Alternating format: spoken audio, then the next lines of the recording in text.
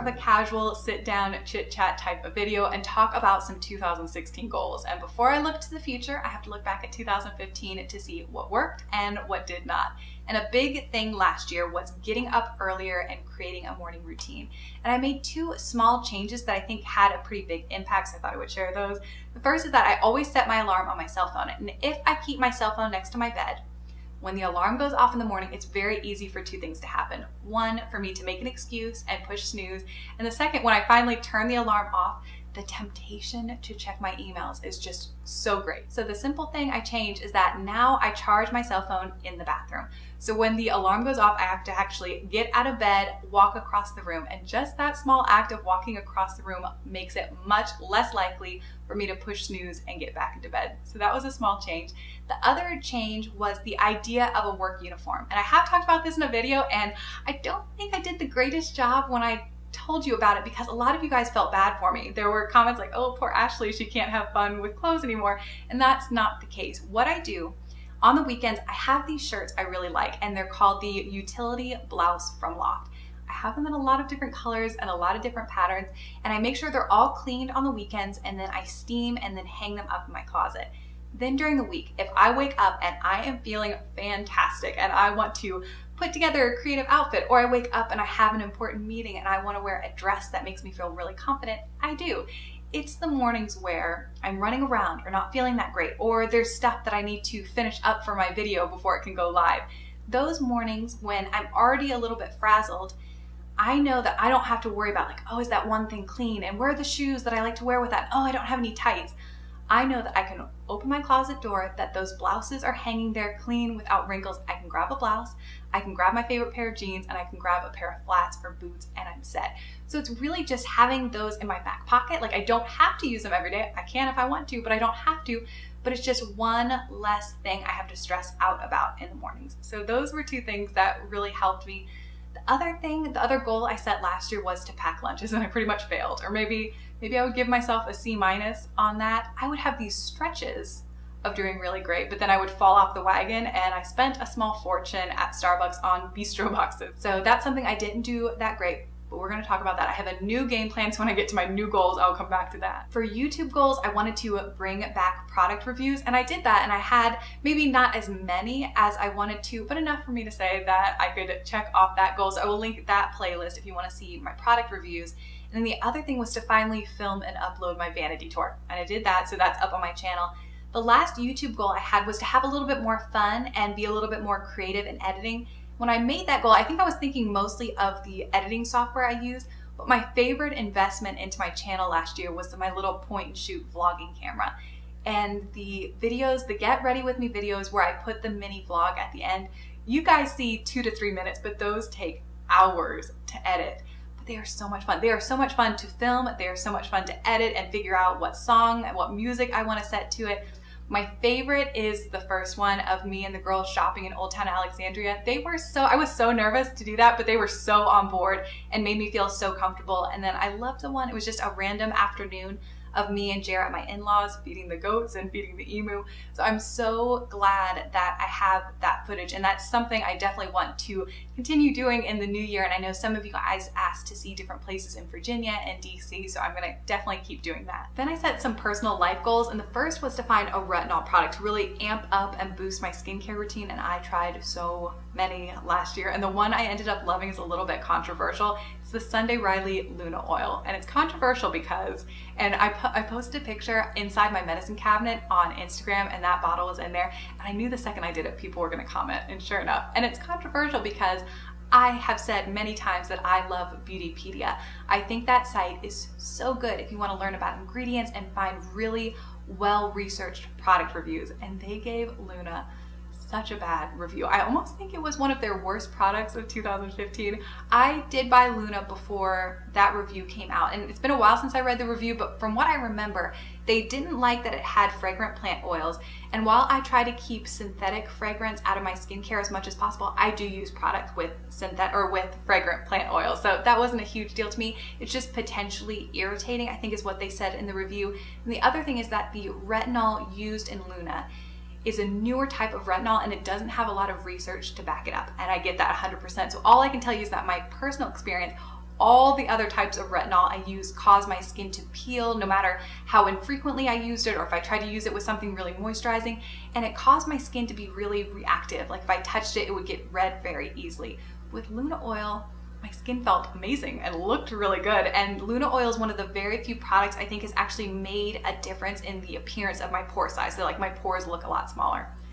So no, it did not get a great review on Beautypedia, but honestly, if I dropped it today, I'm about halfway through the bottle and I use it a couple times a week, I would go out and repurchase it. So I'm definitely not saying that everybody needs to go out and purchase it, and I will definitely link the Beautypedia review down below. It is an expensive product, but I really love it. So that has been something that I added to my skincare routine last year. And then my last two goals that I remember talking about in my 2015 video were to read 40 books, which I barely did. It was like crunch time at the end of December, but that number, it's doable for me, but it definitely pushes me. So I think that's a good number to keep. And then the second one was to really use my Inkwell press, and I wanted to just use one planner all of last year, and I did it and I loved it. And of course I'm back with Inkwell press again this year, and over last weekend I spent a lot of time because they have these amazing goal sheets. So to start thinking about what I want 2016 to be all about, and what I liked that this year is that you still had the same goal worksheet, but then they broke it down into quarters. So you have these big year goals, and then it really makes you think, okay, yeah, this is where I want to be at the end of the year, but what do I need to do in these first 3 months to move me into that? So I spent a lot of time thinking about that over this past weekend. I'm going to quickly share my new goals for 2016. My first goal is to add to my morning routine, and a book I really enjoyed, it's going to be very reflective, is called The Miracle Morning by Elrod. I very much enjoyed this book. It's a little bit, his background is in sales, so it sounds a little bit salesman-y, but other than that, I think my main takeaway is that he talks about a lot of the things I wanted in my own morning routine, but he also has like a spiritual, reflective aspect that's missing from mine. So he talks about meditation and visualization and also journaling. And I don't have time to spend hours pouring my heart out into a journal every morning, but I do have a few minutes. And something I bought last year and just never really committed to using is the 5-minute journal. And I'll do a little bit of a close-up so you can see inside this, but I definitely have time for this. So I really like that idea of doing, and I'm a complete novice at meditation and know nothing about it. So if you have any recommendations, I'm thinking about downloading an app and maybe starting there. But a lot of the personal development books I read last year had these recurring themes of habits, meditation, journaling. It just felt like the successful people I was reading about, these are things they really believe in. So I'm going to try to incorporate those into my own morning routine. So my big fail, like I mentioned, was bringing lunches to work. I was trying to think, when I was doing good, what was going on in my life, and I was making dinner. So when I'm making these really great dinners, I have leftovers, and then I can bring leftovers to work the next day. So I was like, okay, I was like recommitted to meal planning. And something I remember that you guys said so many times last year was you need a prep day. And I kept thinking like, yeah, that sounds good. One day when I have more time, I'm gonna look into that. So I have committed to doing a prep day and having Sunday as my prep day. Today is Monday, yesterday was Sunday. It was my first prep day, and it was an eye-opening experience. Between grocery shopping and prepping and cooking, I think Jer said I was in the kitchen for like 8 hours, and things became very apparent very quickly. One, I did not have enough glass containers to store everything, so I had to get some of those. And two, I have no knife skills to speak of. It took me forever to chop, and I just felt like I was spending hours and hours. Maybe that should be another goal, is to work on my knife skills. In my refrigerator right now, I have almond crusted salmon fillets ready to go. I have a delicious smelling soup ready to go. I have shepherd's pie, some kind of breakfast egg bake thing, and a dessert. If this works and everything tastes good, then I think all the time I put in on Sunday will be worth it. And hopefully I'll get better as I go along, so I won't have to be spending that crazy amount. I'm thinking like if I could get it down to 3 hours on a Sunday, that would be great. If you have any kind of resources, any advice whatsoever for prepping days and meal plans, let me know. I've started building my binder. That was one thing I wanted to do, of recipes and put them in page protectors so I can just have everything very easy to go. But I'm really excited. I hope it works out. I hope it was worth all the time. But as I work on this and figure it out, I will definitely keep you guys informed. Other than adding to my morning routine and the meal planning and prep, my other big goal is something I'm working on with Jer, and that is home updates to the home. And when we first bought this townhouse 7-ish years ago, it was a foreclosure and it was not kept very nicely. And there was so much to do when we moved in. There's still so much to do. I felt like in the beginning we were go, go, go, and then we got comfortable and just kind of have plateaued. If you guys remember right here, I used to have a really big black side table, and a couple months ago we were walking through Target and I saw this tiny one with like a little bit of metallic finish, and I thought, oh, I said to Jay, I was like, that doesn't really go with anything we have, but I would love something like that because the big black table jutted into this area and it made the walkway really narrow. And Jay remembered, and that ended up being part of my Christmas present, which I was so excited, and I couldn't believe that he thought to get that. But it made such a huge change. Just this little side table really kind of brought a breath of fresh air into this room. So that has kind of started my little bug, and I was like, what else could I do? So I've been rearranging furniture we're in the living room, and then over on this wall I have a desk, a black desk.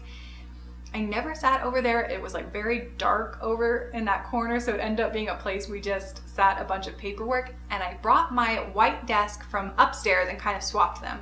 And bringing that lighter piece of furniture has really brightened up that corner so much. So now I really like to sit over there, and that's where I do all my planning and keep all my planning accessories. So a couple people have asked for stationery, like my favorite stationery, and I think I'm gonna do a desk tour once I get that all set up, so you'll be able to see my desk and everything I keep there. And the only thing I asked for my birthday was this beautiful bookcase. I just love it, absolutely love it. So that's the only thing I asked for. So if I get it, I will include that in there too. But it's just really fun to plan. Of course, we're not going to do everything right at one time, but we have sat down and thought, okay, in the first 3 months, what could we get done? And this is more important, or is this more important to you? Things like that. If you want to see the style that I like and some of the pieces that I want to add, I will link my Pinterest down below. Very quick, I have a couple of smaller goals. For beauty, I really want to try an eyelash serum, and I have a few on my radar, one from a natural company. My friend Sarah Nicole likes one called Babe Lash, and then Michelle1218 has been talking about one recently. So if you have a favorite eyelash serum, please leave that down below. And then for books, I think I'm going to keep with 40, even though it was a little bit stressful toward the end of the year. But I think that's enough to keep me on my toes, to make sure I'm reading and not just watching Netflix. And then my last one is one I want to keep from 2015, and that's to really use my planner. And I have both the Inkwell press bound and the inserts. For January so far, I've been using the inserts and I really like them. I'm using them in this binder. So if you guys want a planner setup video, I can do that and film that for you. But I would love to help one of you guys out with your goals, and I think that the goal planning worksheets in the Inkwell press are just invaluable. So this one is mine, but I have this exact same one upstairs. It's still in the brown paper packaging. I haven't even taken it out.